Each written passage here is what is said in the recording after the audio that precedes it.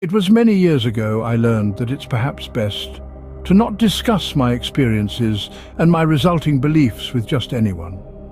I realized that experiences, much more than words could ever do, have the power to enlighten, to break down the walls we erect around our physical and spiritual beliefs.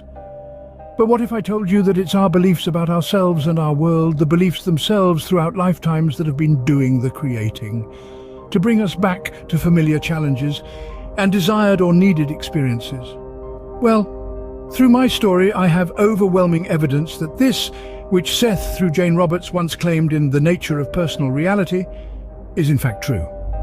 That our beliefs themselves have been continually creating and arranging not only our physical bodies, but our mystical experiences, religious grouping and other encounters as well. Though true, some are far off from being arranged to see the reality of this for themselves. Some are so entrenched in what to them is an obviously evil negative world that fear and a psychologically detrimental ideology forms their entire belief system. For example, believing priests hold a spiritual power to help grant them entry into heaven, that only their religion is the way to salvation, or that they can't trust anyone or even their own mystical experiences because there's a devil out there trying to trick them for their soul. First, let us explore how, through my experiences combined with many others, a way and means was set up to realize the karmic and mystical purposes of encounters throughout our lives, so that it had eventually become obvious to some that we ourselves have been more involved in creating our physical experiences than most could realize is possible. We ultimately find the karmic purpose of the negative experiences in our lives and the lives of others, what seemingly obsessed and possessed some, causing themselves and others harm.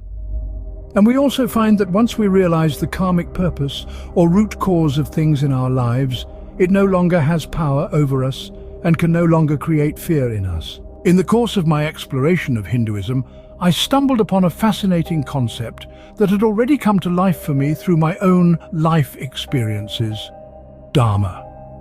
This principle suggests that each of us has a unique role to play, a karmic duty to fulfill towards our family, friends, and society at large. It fit in perfectly to explain the roles that people had in my own life experiences before I'd known of these ancient concepts, and all that it took to reveal many secrets of what people believe and why.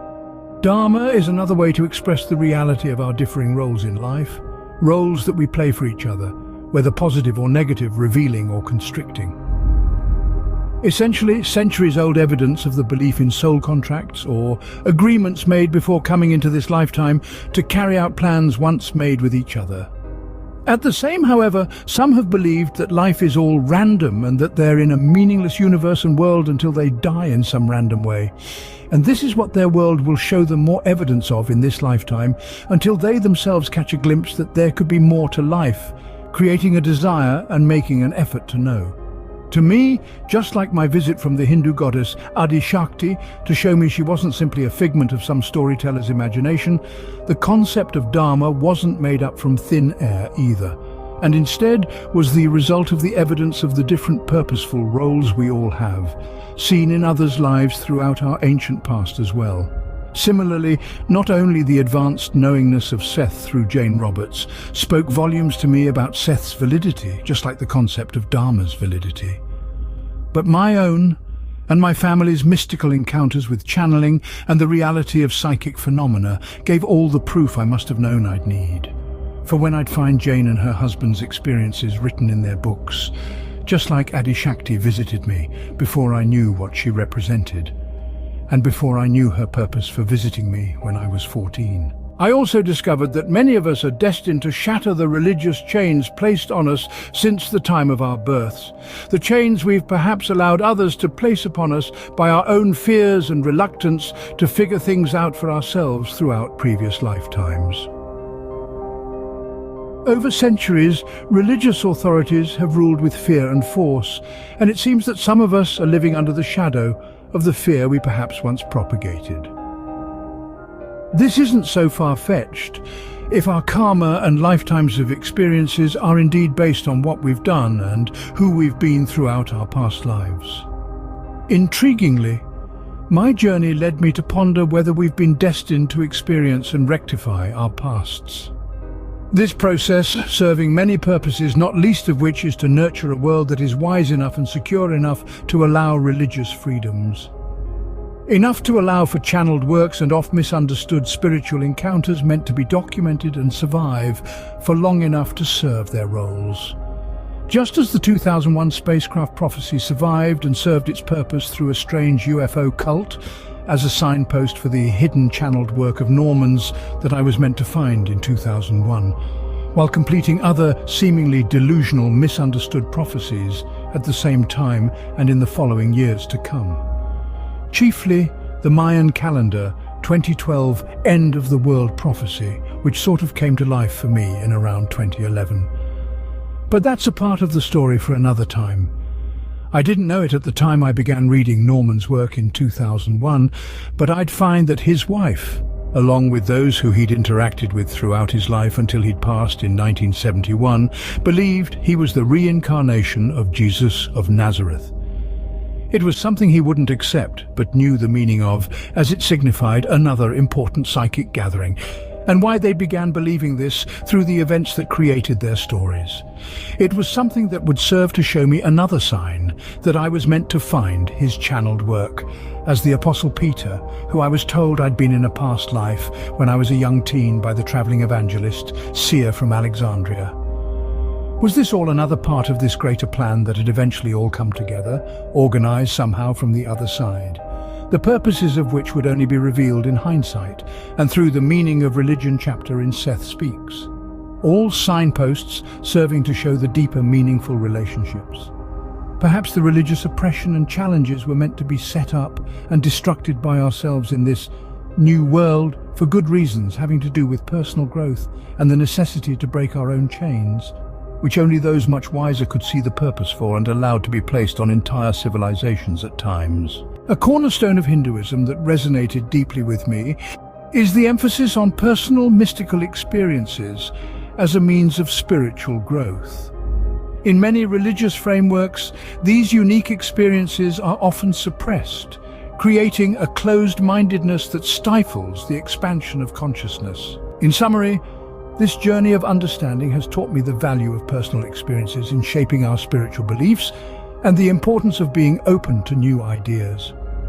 It has shown me the role of Dharma and Karma in our lives, and the power of our own thoughts and beliefs in creating our reality.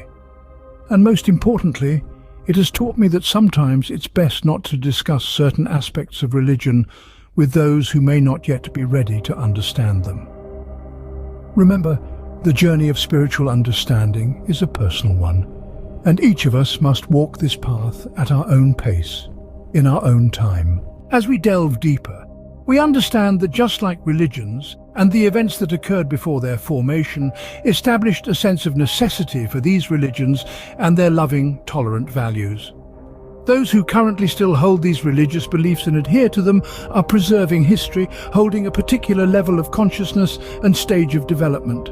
They are in fact preserving and maintaining a pathway back through time for deserving new lifetimes worth of experiences to again become entrenched, or to discover the deeper meanings and purposes of these mystical group experiences that created beliefs and the concept of God, Satan, angels and devils. This is a testament to the enduring nature of religious beliefs, their role in shaping human societies, and their influence on our collective consciousness. They also signify the militant religious ambitions that would first prepare and then set the meaningful stages of basic human rights that could thrive in certain civilizations for further spiritual development.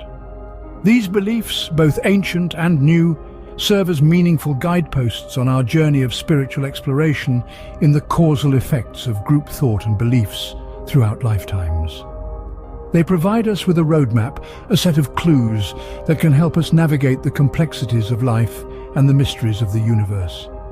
But remember, it is up to us to interpret these clues, to question them, to challenge them, and ultimately, to find our own path. In our journey of spiritual understanding, we often encounter what we perceive as demons. However, These perceived demons are intrinsically linked to the first 5 letters in the word demonstration. They are not entities to be feared, but rather signs and symbols, indicating to us the areas in our lives or consciousness that require attention, understanding, and growth. They are the embodiment of our fears, our limiting beliefs, and our unhealed wounds. These demons serve a purpose. They are here to demonstrate to us the continuous need to break free from restricting beliefs, to challenge our fears, and to confront our inner demons. Throughout the ages, these beliefs and fears have created mystical experiences, both negative or seemingly demonic, as well as positive, or sometimes referred to as angelic. Our thoughts and beliefs continually organize us, creating our physical experiences throughout lifetimes to demonstrate important things about beliefs themselves. Each personal experience, each story that has been passed down through generations, each event that has shaped human history, is a demonstration of the power and influence of beliefs, both atheist and delusional beliefs alike. And now, as we stand at the brink of a new age of exploring group thought and consciousness, we are finally beginning to understand the purpose and cause of these many experiences. We are beginning to realize that we are not victims of some external force, but rather creators of our own reality here. Perhaps, just perhaps, in an afterlife as well. If this lifetime of experiences have been any indication, then the probability of this is very high. We are the ones who have the power to change our beliefs, to heal our wounds, and to transform our demons into angels. This is truly an empowering concept, a revelation that calls for a deeper exploration, a journey inward into the depths of our own consciousness. Stay tuned and check out the rest of this series to see what all happened, to reveal the power of beliefs and the reality of this organization throughout lifetimes we've unknowingly been a part of. And so those conditions will be physically met in your experience. The physical apparatus itself, following your beliefs, will continue in health. You must understand, again, that your ideas and thoughts do not exist as phantoms or shadow images without substance. They are electromagnetic realities. They affect your physical being, and they are automatically translated by your nervous system into the stuff of your flesh and of your experience. 936. Your conscious mind is meant to assess and evaluate physical reality and to help you chart your course in the corporeal universe of which you are presently part. Other portions of your being, as mentioned in the last session, rely upon you to do this. All energy at the inner self's disposal is then concentrated to bring about the results asked for by the conscious mind. Your effective power of action follows the lines of your beliefs. To believe in your own weakness is to deny yourself the power of action. To accept uncritically all beliefs that come to you is to open yourself to a barrage of conflicting data at best, in which the clear lines of action and power become blurred. Contradictory demands and assessments are then sent in to the inner self, which, by various methods, will try to tell you that something is wrong. Beliefs of like nature attract each other, for you are bound to look for consistencies in your behavior and experience. You must learn to deal with your own beliefs directly, or you will be forced to deal with them indirectly, by reacting to them quite without knowing it in your physical experience. When you rail against an unfavorable environment, or a situation or condition, basically, and underline the following phrase, you are not acting independently, but almost blindly reacting. You are reacting to events that seem to happen to you, and always in response to a situation. To act in an independent manner, you must begin to initiate action that you want to occur physically by creating it in your own being. This is done by combining belief, emotion, and imagination and forming them into a mental picture of the desired physical result. Of course, the wanted result is not yet physical, or you would not need to create it. So it does no good to say that your physical experience seems to contradict what you are trying to do. Because ideas and beliefs have this electromagnetic reality, then, constant interplay between those strongly contradictory beliefs can cause great power blocks, impeding the flow of inner energy outward. At times, a polarization can occur. Unassimilated beliefs, unexamined ideas, can seem to adopt a life of their own. These can effectively dominate certain areas of activity. You may take your break. 9:50 to 10:10.